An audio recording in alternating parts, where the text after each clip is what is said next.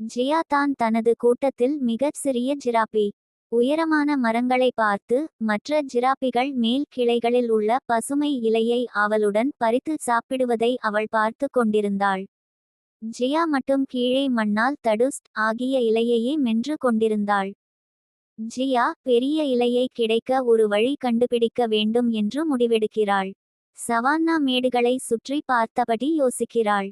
அப்போது ஒரு பெரிய கல் மற்றும் கீழே விழுந்த மரக்கசட்டை அவளுடைய கண்களில் பட்டது. ஜியா புன்னகையுடன் தனது திட்டத்தை நினைத்து கொண்டாள். ஜியா அந்த கல்லை ஒரு உயரமான மரத்தின் அடியில் தள்ளிச் செலுத்துகிறாள். பிறகு மரக்கசட்டையை கொண்டு வந்து அந்த கல்லின் மேல் சீராக வைக்கிறாள். கொஞ்சம் ஆட்டம் இருக்க இருந்தாலும் ஜியா அதன் மேல் ஏறி தனது கழுத்தை அதிகம் நீட்டுகிறாள். அந்த நாளிலிருந்து ஜியாவின் புத்திசாலி யோசனை அனைத்து ஜிராபிகளுக்கும் உதவியது. எப்போது காற்று வீசினாலும் அனைவரும் பசுமை இலையை சேர்ந்து கொண்டு உண்ணத் தொடங்கினார்கள். ஜியா மற்ற ஜிராபிகளைப் போலவே உயரமாகவும் பெருமையாகவும் உணர்ந்தாள். Please share and subscribe. Press the bell button.